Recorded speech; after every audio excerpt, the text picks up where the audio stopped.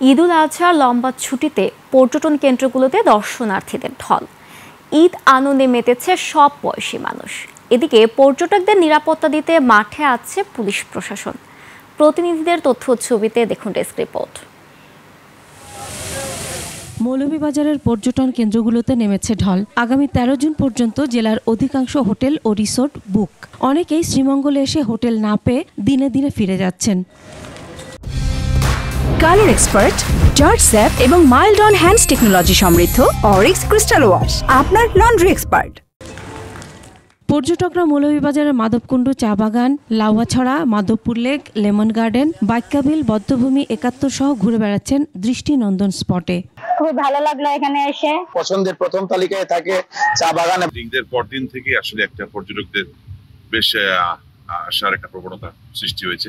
8 দিনের মতো Housefull booking আছে এবং আমাদের দর্শনার্থী আসেন এখানে ডে আউটের জন্য।